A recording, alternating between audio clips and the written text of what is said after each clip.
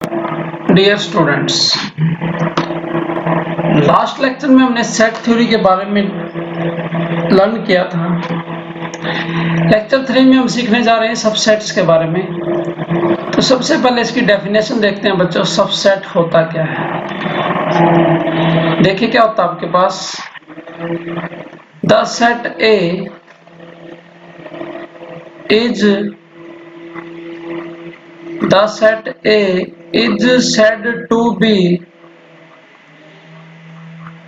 the set A is said to be subset of B if the set A is said to be subset of B। कब होगा subset बच्चों? if every element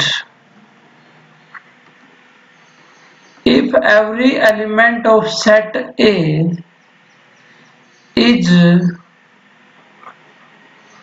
is also an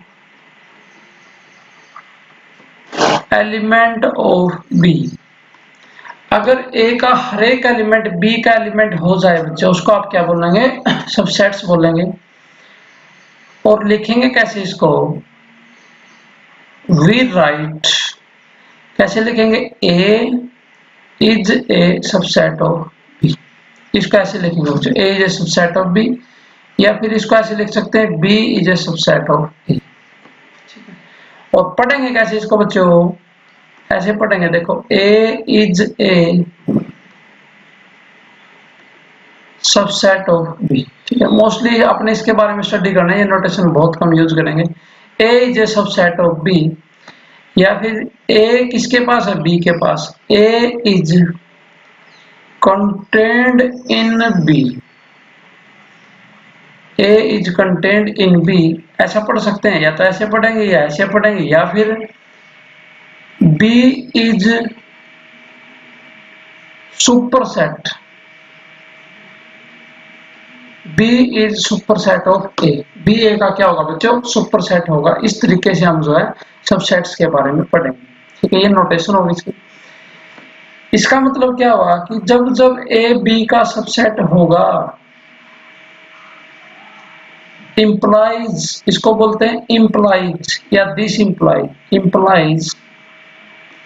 कब होगा ए B का subset बच्चों? जब मैं x ए से लेके चलूंगा, और आपको प्रूव क्या करना है कि एक्स किस में चला जाए बच्चों? बी में। एक्स कहां से लेके चलेंगे? ए से, और इम्प्लाइज करेगा ये क्या कि एक्स आपका वो किस में चला जाए बच्चों? बी में चला जाए। और इस पे एक साइड गए लगा लेते हैं, तो ये कंडीशन हो जाती है बच्चों इफ एंड ओनली इफ। ये कंडीशन फिर क्या हो जाती है? If and only if. A B का सबसेट कब होगा? जब एक्स ए से लेके चलेंगे, हर एक एक्स किस में जाएगा? बी में जाएगा, तो ए बी का क्या होगा बच्चों? सबसेट होगा। उसके बाद एग्जांपल देख लेते हैं हम। ए इज इक्वल टू 1 2, और बी सेट्स में एलिमेंट्स हैं बच्चों 2 4 1। ठीक है, तो every element of A is an element of B. Yes, A is subset of B, क्योंकि 1 ए के पास है, यस 1 बी के पास भी, 2 ए के पास है, 2 ए इज सबसेट ऑफ बी। अब हम चेक करना चाहते हैं बी ए का सबसेट है नहीं, तो बी का हर एक एलिमेंट किसके पास होना चाहिए? ए का, ए के पास। 4 किसके पास है? बी के पास, लेकिन 4 ए में नहीं है, तो इसका मतलब बी, ये notation B is not a subset of A. B A का सबसेट नहीं होगा। B is not a subset of A. B A का सबसेट नहीं होगा, उसको हम ऐसे लिखेंगे। ठीक है, पढ़ेंगे कैसे इसको, नोटेशन को?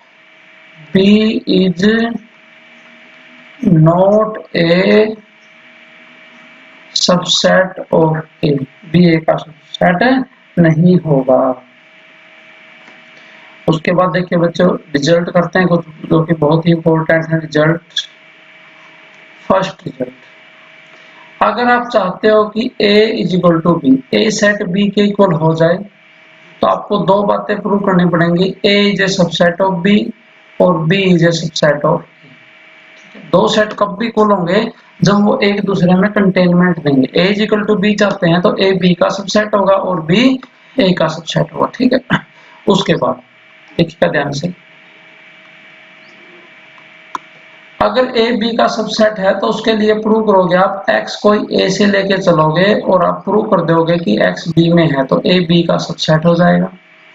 इसी तरीके से b a का सबसेट होना चाहता है तो y कोई b से लेके चलोगे और आप दिखा दोगे कि y किस में गया, a में गया, तो y ये b a का सबसेट होगा। अगर दोनों सेट एक दूसरे में कंटेनमेंट देते हैं तो सेट कैसे हो जाएंगे, इक्वल हो जाएंगे। Second result, every set is a subset of itself. ये इंपॉर्टेंट रिजल्ट है बच्चों। हर एक सेट खुद का तो क्या होगा, सबसेट होगा, ठीक है। जैसे कि ए कोई भी सेट है, मुझे नहीं पता उसके एलिमेंट्स क्या है, तो ए जो खुद का सबसेट होगा ए जो सबसेट ऑफ है, बी खुद का सबसेट होगा बी जो सबसेट ऑफ बी, इसका मतलब ये होगा। थर्ड, जो एम्प्टी सेट होता है बच्चों, एम्प्टी सेट क्या बोलते हैं इसको, फाइव, ये हर एक का सबसेट होगा। Empty set is a subset of every set. Empty set हर एक सेट का क्या होगा बच्चों, सबसेट होगा। दैट इज, लिखेंगे कैसे इसको, five is a subset of A, किसके लिए, कोई भी सेट ले आओ दुनिया का, फॉर ऑल सेट्स ए, ठीक है। ये ध्यान रखना बच्चों, फाइव खुद में एक सेट है, तो जब भी दो सेट होते हैं तो उसकी नोटेशन ये होती है कंटेनमेंट वाली। आपने ऐसा नहीं लिखना फाइव बिलोंग टू ए, ये गलत हो जाएगा, तो ये नोटेशन ध्यान रखनी। Empty set is a subset of every set, ठीक है बच्चों। उसके बाद देखते हैं हम फोर्थ प्रॉपर्टी क्या है। अगर x a में है और मैंने प्रूव कर दिया कि x b के पास भी है, हर एक x के लिए बात कर रहे हैं बच्चों, ठीक है, तो इसका मतलब क्या होगा, इसका मतलब क्या होगा बच्चों, a is a subset of b, ये फॉर एवरी x के लिए ऐसा होना चाहिए, यानी कि हर एक एलिमेंट के लिए ऐसा होना चाहिए, for every x a is a subset of क्या हो जाएगा बच्चों, b हो जाएगा। या फिर इसको दूसरा तरीका क्या करने का, if x not belong to, कोई एलिमेंट b के पास भी नहीं है और हमने प्रूव कर दिया कि वो x a के पास भी नहीं है, किसके लिए, हर एक x के लिए, फॉर एवरी x, देन तब भी आपके पास a सबसेट किसका हो जाएगा, b का हो जाएगा। x अगर b के पास नहीं है तो वो x a के पास भी नहीं होने चाहिए, तब भी a किसका सबसेट हो जाएगा, b का। ये तो सीखा था बच्चों हमने सबसेट के बारे में। अब सीखते हैं प्रॉपर सबसेट।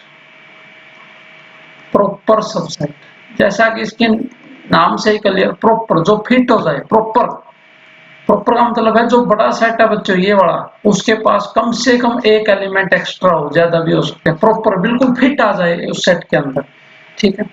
देखिए कब होगा बच्चों, लिखिए डेफिनेशन लिखिए साथ के साथ, set A is known as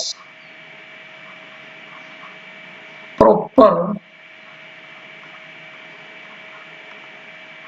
subset of B if every element of A, if every element of A is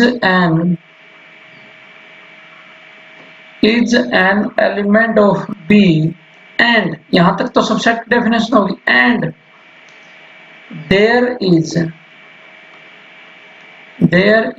at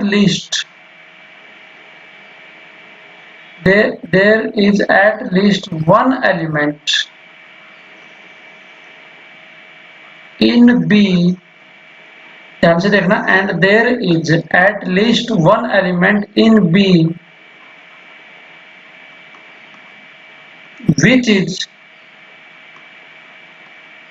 not in, समझ गए होंगे आप। इफ देखिए आप नोट कीजिए आप साथ के साथ,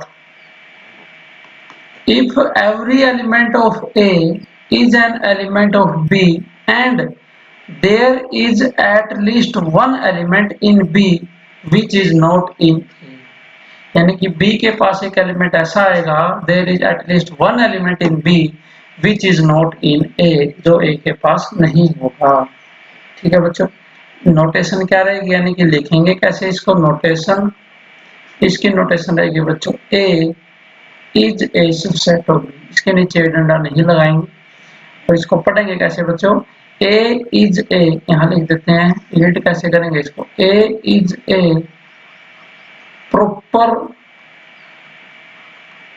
subset of B, A is a proper subset of B. ठीक है, कई बार हम प्रॉपर सबसेट ये नोटेशन भी यूज कर लेते हैं बच्चों। ठीक, वो नोटेशन आपकी है कि आप कैसे लिख पाते हैं इसको, A is a proper subset of B.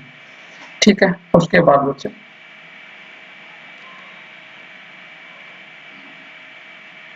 अच्छा, एक और मेन बात है, ए बी का प्रॉपर सबसेट अगर होगा तो इसका मतलब ए बी के इक्वल नहीं आएगा, ये बात ध्यान रखनी है। क्यों?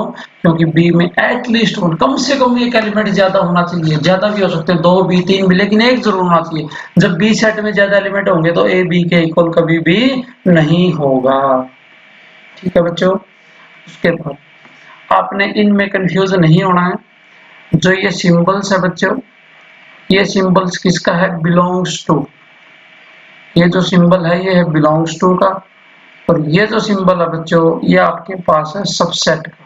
इसमें आपने कंफ्यूज नहीं होना है। जब भी आप दो सेट की बात करेंगे तो इस सिंबल का यूज करेंगे सबसेट्स का, और जब एलिमेंट की बात करेंगे तो बिलोंग्स टू का आप यूज करेंगे। देखिए ध्यान से लिखने का तरीका बच्चों, इसमें कंफ्यूज नहीं होना, अक्सर इसमें कंफ्यूज रहती है बच्चों को।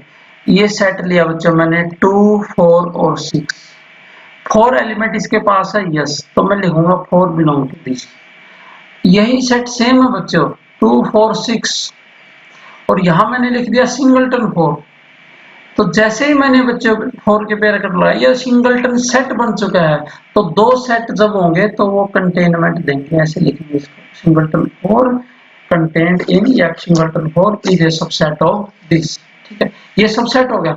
अगर वो स्पेशली पूछता है कि ये इसका प्रॉपर सबसेट है, यस, क्योंकि ये 2 4 6 है, उसमें एटलीस्ट वन एलिमेंट एक्स्ट्रा है, तो इसको ऐसे भी लिख सकते हैं, singleton 4 is a proper subset of this.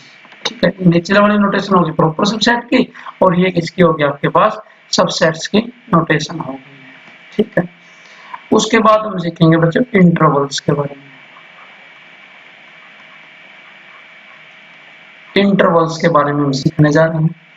देखिए सबसे मेन बात क्या है इंटरवल्स पे, let A comma B belong to R, A और बी आपके पास कोई भी दो रियल नंबर हैं, and A is less than B, A आपके पास बी से कम है। सबसे पहली बात,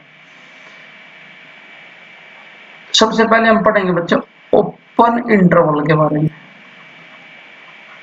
ओपन इंटरवल, ओपन इंटरवल में लिखेंगे कैसे उसको बच्चों, ए कोमा बी, ऐसे लिखेंगे, ओपन ब्रैकेट यूज करेंगे, ए कोमा बी, और रोस्टर फॉर्म में इसका मतलब क्या होगा, x, such that A is less than x less than और बी, ये रोस्टर फॉर्म हो जाएगी, less than x less than B. ठीक है बच्चों, उसके बाद रियल लाइन पर कैसे शो करेंगे इसको, ए बी से कम है बच्चों ए, और ये आपके पास है बी। हम इसको रियल लाइन पर दिखाने जा रहे हैं बच्चों, देखिए ध्यान से, ए और बी, तो ए पर इक्वल टू नहीं है, ओनली लेस है, ए से बड़े और बी से कम। ये जो ग्रीन लाइन है बच्चों, ये जो आपका रिप्रेजेंट करेगी, ये रिप्रेजेंट करेगी बच्चों A less than x less than, A जो पॉइंट है वो हमें नहीं लेना, तो इसलिए मैंने रेड सर्कल लगा दिया बच्चों। रेड का मतलब क्या हो गया, खतरा, ए नहीं लेना हमने, और ना ही हमने बी लेना है। ठीक है, ए और बी अपने नहीं हैं, और बाकी का सब कुछ क्या बच्चों अपना है। ठीक है, बल्कि इसमें और आपकी सुविधा के लिए क्या करता हूं मैं, देखिए ध्यान से बच्चों, एक मिनट आप ध्यान से देखिएगा, इसमें ए अपना नहीं है बच्चों, ठीक है, और बी भी अपना नहीं है, ये पॉइंट है, ये बी हो गया, ये आपके पास ए। ए अपना नहीं है तो ए पर बच्चे मैंने सर्कल लगा लिया, ओपन सर्कल। ओपन सर्कल का मतलब ए अपना नहीं है, तो ये जो ये रेड दिखाई दे रहा है बच्चों, यहां से लेके और इधर इधर का सारा ये आपके पास ओपन इंटरवल ए बी में आपके पास ये आएगा। ठीक है, ये आपके पास किस में आएगा? ओपन इंटरवल ए बी में। इसको बोलते हैं ओपन इंटरवल। ठीक है, और दिखाते हैं आपको। जैसे आपने लिखना बच्चों 3,4 ओपन इंटरवल, इसको रियल लाइन पर शो करना है। ये आपके पास 1, ये 2, ये 3 और ये ओपन इंटरवल 3, 4 है, तो 3 आपका नहीं है, 3 आपने नहीं लेना, 3 पर ये लगा लिया बच्चों। इसका मतलब 3 अपना नहीं है। जहां पर मैं ऐसा कर दूंगा इसका मतलब वो पॉइंट अपना है। 4 भी अपना नहीं, 4 पर ये लगा लिया बच्चों। ठीक, 3, 4 को मुझे रियल लाइन पर शो करना है, तो बाकी का सारा पोर्शन अपना बच्चों। यहाँ से स्टार्ट कीजिए, देखो ये सारे का सारा जो पोर्शन है ये वाला सारे का सारा अपना है। समझ गए बात? ये रियल लाइन पर शो हो जाएगा। तो आपने इस तरीके से काम करना बच्चों। तो ये हमने सीखा है ओपन इंटरवल के बारे में। ठीक है, नेक्स्ट हम सीखते हैं closed interval. Closed interval, close interval क्या होगा बच्चों? इस तरीके से लिखेंगे A comma B X such that A less than equal to X less than equal to B. Close interval में देखो इक्वल टू है, इसका मतलब जो लास्ट के पॉइंट है वो भी मेरे होंगे बच्चों, ए और बी। ठीक है, लास्ट के पॉइंट ए और बी भी आपको इंक्लूड करने हैं। तो ए और बी इंक्लूड करने का मतलब क्या होगा बच्चों? ए भी आपका है तो इस पे डार्क इस तरीके फिल करना है, मतलब ए, इसका मतलब है ए और बी अपने हैं बच्चों, और ए और बी के बीच का भी सारा पोर्शन अपना है। तो ये हमने रियल लाइन पर शो कर दिया इसको, क्लोज्ड इंटरवल को। जैसे कि आपके पास कोई इंटरवल है बच्चों 2,4, क्लोज इंटरवल में ये ब्रैकेट यूज करेंगे। ठीक है, इसको आपने रियल लाइन पर सोल्व करना, 1, 2, 3 और 4। 2 और 4 आपके हैं, यस, और 2 और 4 के बीच का भी पोर्शन आपका क्या है बच्चों? ये आपका सारा। ठीक है, हो गया, क्लोज इंटरवल को शो कर दिया हमने रियल लाइन पर। ठीक है, उसके बाद बोलते हैं बच्चों, उसके बाद दोनों तरफ ओपन, दोनों तरफ क्लोज। ऐसी भी सिचुएशन आ सकती है एक तरफ क्लोज्ड और एक तरफ क्या रहे? ओपन। ठीक है, एक तरफ से क्या रहे? ओपन, जैसे कि एक तरफ से क्लोज्ड और एक तरफ से क्या रहे? ओपन। इसको बोलते हैं सेमी ओपन सेमी क्लोज्ड। क्या बोलेंगे इसको? ऐसे इंटरवल को क्या बोलेंगे बच्चों? देखिए ध्यान से, सेमी क्लोज्ड यानी कि आधा तो बंद आधा खुला हुआ, सेमी ओपन, सेमी क्लोज्ड और सेमी ओपन। ठीक है, इसका मतलब क्या होगा रोस्टर फॉर्म में? एक्स सच दैट ए तो लेना है, A less than equal to X less than B, B नहीं लेना। इसका मीनिंग आपके पास ये रहेगा। ठीक है, देखिए ध्यान से, इसको रियल लाइन पर शो करना। ये आपके पास ए और ये आपके पास बी। ए यस लेना है तो ए को कर देता हूं। जो बी है बच्चों, बी आपका नहीं है, तो बी पर क्या लगाएंगे? Open interval. बी पर क्या लगाएंगे? ओपन इंटरवल हम ये जो है यूज करेंगे। ठीक है, रियल लाइन पर कैसे शो जाएगा? ए आपका है, यस, और बी तक आपका है, लेकिन बी नहीं लेना, तो बी पे मैंने ओपन सर्कल लगा दिया। ये डिनोट करेगा semi open semi closed interval. ठीक है, इसी तरीके से ऐसा भी हो सकता है आपके पास ए और बी, बी पर तो आ जाए क्लोज्ड और ए पर कैसा रहे? ओपन। इसको कैसे लिखेंगे बच्चों? ए पर ओपन और बी पर क्लोज। तो बी ऐसे कर दीजिए डार्क। ए पॉइंट है जो वो आपका नहीं है, क्योंकि ए पर ओपन इंटरवल है, तो इस मतलब नोटेशन यूज कर ले, इसका मतलब है ए हमने नहीं लेना, लेकिन ए से बी का सब कुछ आपका है। ठीक है, ये आपका सब कुछ ये रिप्रेजेंट करेगा इस इंटरवल को, सेमी ओपन सेमी क्लोज, ये आपका सब है। ठीक है, रोस्टर फॉर्म में कैसे लिखेंगे? X such that A less than x less than equal to B, क्योंकि बी तो लेना है, इस पे क्या लगा दिया? Equal to. ए नहीं लेना, तो A less than x less than equal to क्या आ जाएगा आपके पास? बी। ठीक है बच्चों, उसके बाद पढ़ते हैं हम नेक्स्ट। ये इंटरवल हमने 4 टाइप के सीखे बच्चों। देखिए क्या क्या सीखे हैं, 4 टाइप के।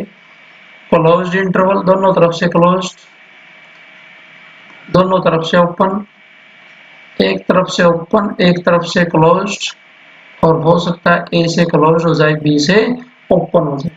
ठीक है, ये हमने 4 टाइप के इंटरवल सीखे बच्चों। उसके बाद सीखते हैं पावर सेट के बारे में।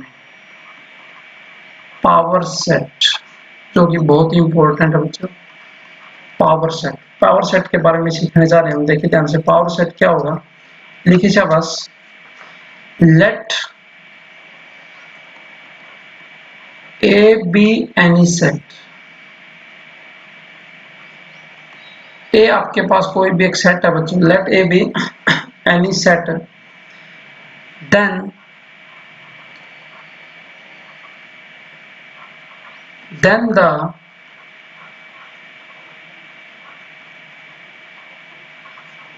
the collection of all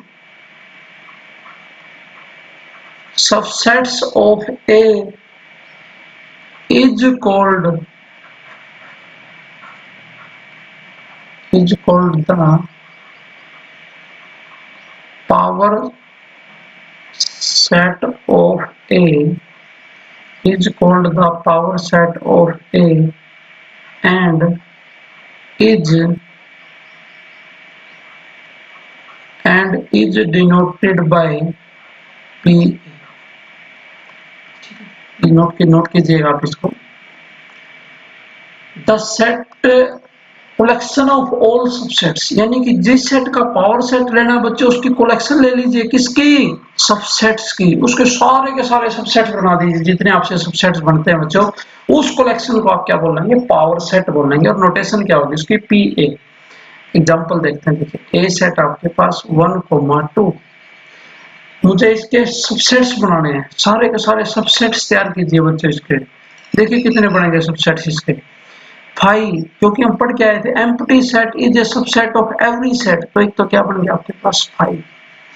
ठीक, दूसरा सिंगलटन 1, सिंगलटन इसका सबसेट है, यस। Singleton 2, yes. और ये खुद every set is a subset of itself, तो ये सारे के सारे जो है इसके क्या बन गए बच्चों, सबसेट्स बन गए। ठीक है, तो P of A power set of A, ये पावर सेट ऑफ ए खुद सेट है ना, तो इसके अंदर ये सारे के सारे सेट लिख दीजिए, 5 सिंगलटन 1 सिंगलटन 2 और 1 2 3, ये पावर सेट ऑफ ए आ जाएगा। अच्छा, यहाँ एक बात बहुत ध्यान से देखने बच्चों, जो भी सेट होता है, सिंपल सेट, सेट्स के अंदर जो ये टर्म आती है 1,2, ये होते हैं एलिमेंट्स, लेकिन पावर सेट में जो ये टर्म आती है बच्चों, ये वाली, ये सारे के सारे होते हैं सबसेट्स। ठीक है, ये बहुत अच्छी बात है बच्चों, ध्यान से सुनना, दोबारा मैं इसको रिपीट कर रहा हूँ। देखिए क्या आपके पास सेट्स में क्या मिलते हैं, एलिमेंट्स यानी कि ऑब्जेक्ट्स, लेकिन पावर सेट में क्या मिलते हैं, सबसेट्स।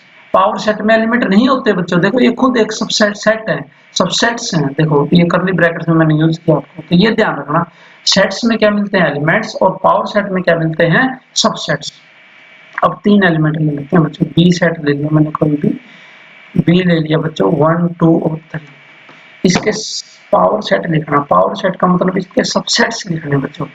एक तो 5, उसके बाद सिंगल वाले बनाओ, सिंगलटन 1 सिंगलटन 2 सिंगलटन 3, फिर दो वाले बनाओ बच्चों, 1,2 फिर 2,3 और फिर बनाओ बच्चों 1,3 और फिर क्या बनेगा, एक खुद बन जाएगा 1 2 3। समझ के बाद देखिए बच्चों, एक सेट में 2 एलिमेंट्स थे, तो इसको ना 2 की पावर कर दो, कितने एलिमेंट्स है 2, तो 2 की power 2 is equal to 4। Power set में कितने एलिमेंट्स आए, ये देखिए 4, 1 2 3 4। सेट्स में कितने एलिमेंट्स है बच्चों, 3। पावर सेट्स में कितने एलिमेंट आएंगे, 2 की पावर 3 8, 1 2 3 4 5 6 7 और 8। तो रिजल्ट बना लेंगे हम यहाँ से, अगर किसी सेट में n एलिमेंट्स हैं तो उसके पावर सेट में कितने सबसेट्स आएंगे, 2 raised to the power n। और ये क्या है बच्चों, सबसेट्स ही तो हैं, यानी किसी सेट के सबसेट्स कितने बनेंगे, 2 की पावर n। ठीक है, तो रिजल्ट लिखते हैं शाबाश, बड़ा इंपॉर्टेंट रिजल्ट है, रिजल्ट लिखिए, जब रिजल्ट लिखेंगे आप साथ के साथ, total number of subsets, total number of subsets कितने होंगे बच्चों? Total number of subsets of a finite set, total number of subsets of a finite set containing, जिसके पास n एलिमेंट्स हैं, containing n elements, containing n elements is 2 raised to the power n। बड़ा शानदार result है बच्चे। Total number of subsets of a finite set containing n elements is 2 की power, यानी कि किसी सेट में 2 एलिमेंट्स हैं तो सबसेट्स कितने बनेंगे? 2 की पावर 2 4। किसी सेट में 10 एलिमेंट है, कितने सबसेट बनेंगे? 2 की पावर 10। ठीक है, इस तरीके से आप काम करना बच्चों। एक एग्जांपल और कर लेते हैं। ए सेट आपके पास a, b, मुझे इसके पावर सेट बनाने हैं p ऑफ a, तो एक तो 5 क्योंकि empty set is a subset of every set. फिर क्या बनेगा बच्चों? सिंगलटन a, फिर क्या बनेगा? सिंगलटन b, और फिर ये खुद, क्योंकि every set is a subset of itself. तो ये हमने सीखा था बच्चों पावर सेट के बारे में। ठीक है, नेक्स्ट डेफिनेशन सीखते हैं, यूनिवर्सल सेट।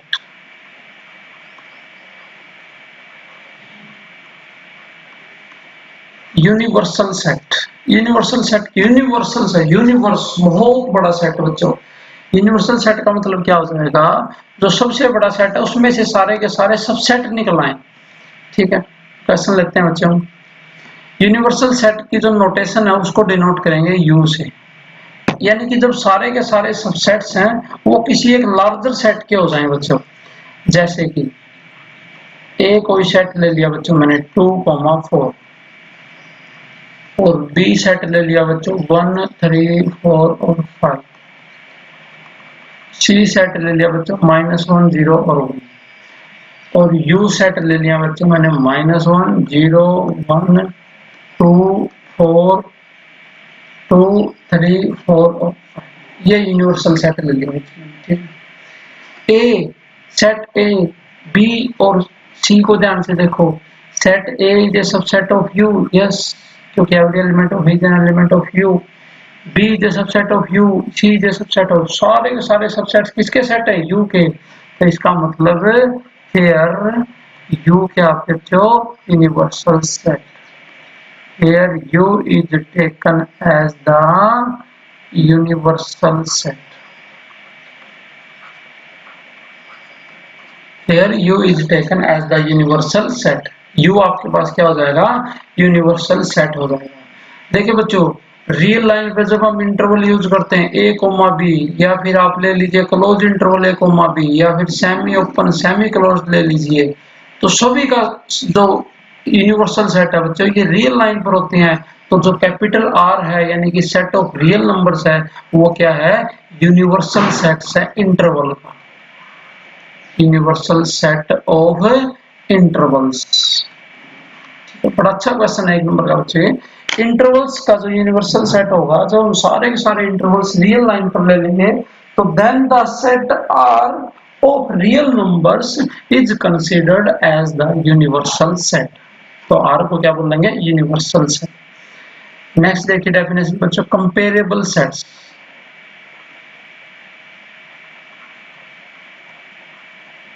कंपेरेबल सेट्स, दो सेट जब कब कंपेरेबल होंगे बच्चों? दो सेट जब कंपेरेबल होंगे जब वो एक दूसरे के क्या होंगे? सबसेट्स होंगे, यानी कि एक दूसरे में जाएगा। कैसे जाएगा? देखो, या तो ए बी का सबसेट हो जाए या बी का, या दोनों हो जाए। देखिए, two sets A and B, two sets A and B are said to be comparable. Two sets A and B are said to be comparable if one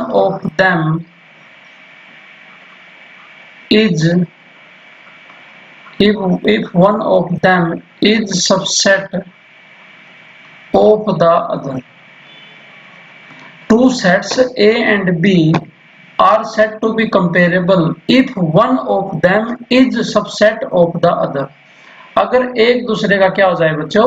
subset हो जाए, कोई भी एक हो जाए या दोनों हो जाए तो बहुत अच्छी बात है। आइदर क्या मतलब है इसका, देखो if one of them, either A is a subset of B और B is a subset of A, तो आप बोलेंगे कि ए और बी सेट कंपेरेबल है। जैसे कि A is equal to 2 4 6, B is equal to 3 2 4 6।